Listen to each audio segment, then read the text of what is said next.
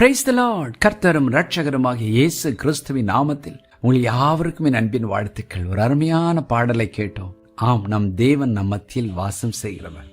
பரலோகத்தில் பாருங்கள், அவருடைய பிரதானமான நோக்கமே அவருடைய பிள்ளைகளோடு வாசம் செய்வதுதான். வெளிப்படுத்தின விசேஷம் 21 அதிகாரம் 3 சொல்கிறது, மேலும் பரலோகத்திலிருந்து உண்டான ஒரு பெரும் சத்தத்தை கேட்டேன்.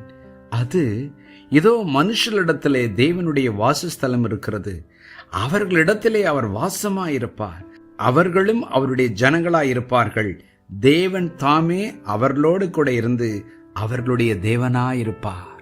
Revelation 21:3. And I heard a loud voice from heaven saying, Behold, the tabernacle of God is with men, and he will dwell with them, and they shall be his people. God himself will be with them and be their God.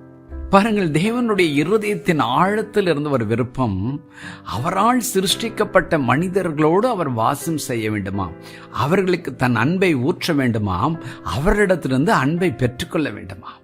அந்த நோக்கத்தோடு தான் மனுஷர்களை அவர் சிருஷ்டித்தார். அவருடைய எண்ணமெல்லாம் அவனோடு வாசம் செய்ய வேண்டும், சஞ்சரிக்க வேண்டும் என்று சொல்லி. அந்தோ அவன் பாவம் செய்து தேவனுடைய மகிமையும் பிரசன்னத்தையும் ஐக்கியத்தையும் இழந்தான்.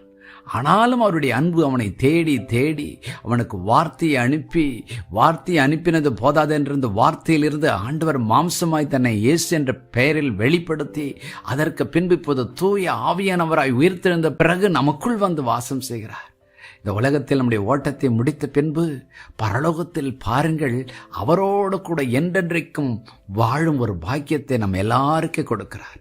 வேதத்தினுடைய கடைசி புஸ்தகத்தில் தேவனுடைய ஜனங்களுக்கு கொடுக்கப்பட்டிருக்கும் வாக்கியத்தை நாம் வாசித்தோம். அந்த வார்த்தையிலே பரலோகத்திலிருந்து ஒரு பெரிய சத்தம் கேட்கிறதாம். அது என்ன? இதோ மனுஷர்களிடத்திலே தேவனுடைய வாசஸ்தலம் இருக்கிறது, அவர் வாசம் செய்வது மனிதர்கள் மத்தியில். வார்த்தை சொல்லுகிறது, அவர்களோடு இருக்க அவர் ஆசையா இருக்கிறாராம்.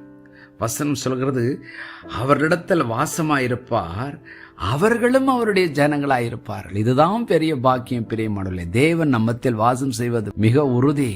நாம் அவருடைய ஜனங்களாய் அவரோடு இருப்போமா? அது மாத்திரமல்ல, அவர் நம்மோடு இருக்கும் பொழுது நம்முடைய தேவனாய் இருந்து நம்முடைய எல்லாவற்றையும் பார்த்து கொள்வாராம். தொடர்ந்து அந்த வசனத்தை வாசிக்கும் பொழுது, அவர்கள் கண்ணீர் யாவையும் துடைப்பார், மரணம் இல்லை, துக்கம் இல்லை, அலறுதல் இல்லை, வருத்தம் இல்லை என்று வார்த்தைகள் அடுக்கடுக்காய் தேவன் சொல்லுகிறார். இன்றைக்கும் இந்த வார்த்தைகளை கேட்டுக்கொண்டிருக்கிற தேவஜனமே, தேவனுடைய பிரதானமான நோக்கம் நம்மோடு வாசம் செய்ய. இன்றைக்கும் இந்த வார்த்தைகளை கேட்கும்போது ஆண்டவரிடத்தில் ஒரு சின்ன ஜெபம் பண்ணுவோம். ஆண்டவரே, நீர் என்னோடு வந்து தங்கும் ஆண்டவரே, என்னோடு வாசம் செய்யும் ஆண்டவரே. எம்மாவும் சீஷர்கள் அதைத்தான் கேட்டார்கள், எங்களோடு வந்து தங்கும் என்று கேட்டார்கள். ஆண்டவர் என்னோடு வந்து வாசம் செய்யும். ஆண்டவர் அந்த ஜெபத்தை மிகவும் விரும்புவார்.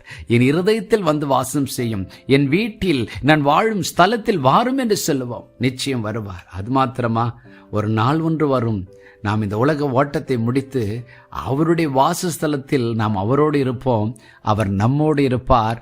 அந்த நாள் எத்தனை பாக்கிய நாள்! அந்த நாளுக்காக நாம் ஜெபம் பண்ணுவோம். அவர் நம்முடைய ஜீவ நதியாய் நம்முடைய தாகத்தை தீர்ப்பார். ஜெபம் பண்ணுவோமா? பரலோக பிதாவை, இன்று என்னோடு இணைந்து ஜெபிக்கிற ஒவ்வொருவரும் உம்மோடு வாசம் செய்யும் ஒரு விருப்பத்தை தாரும். ஆண்டவரே, நீர் இந்த பூமியில் வாழும் நாட்கள் எங்களோடு வாசம் செய்ய விரும்புகிறீர். ஆண்டவரே, ஒவ்வொரு முறையும் நாங்கள் ஜெபத்திற்கு வரும் பொழுது, ஜெபத்திலே உம்மோடு கூட பேசும்போது உம்முடைய பிரசன்னம் எங்களை சந்தோஷப்படுத்துகிறதே, அது நிரந்தரமான அனுபவமாக எங்களுக்கு மாற்றித்தாரும். நாங்கள் வாழ்கிற இடத்தில் வந்து எங்களோடு தங்கும். அது மாத்திரமல்ல, இந்த உலகத்தில் உண்மையாய், நீதியாய், அன்பாய், பரிசுத்தமாய் வாழ்ந்து எங்கள் ஓட்டத்தை முடித்த பின்பு விண்ணகத்தில் உம்மோடு கூட என்றும் தங்கும் அந்த பாக்கியத்தையும் எங்களுக்கு தாரும். நீர் எங்களோடு வாசம் செய்கிறபடினால் உமக்கு கோடி ஸ்தோத்திரம்.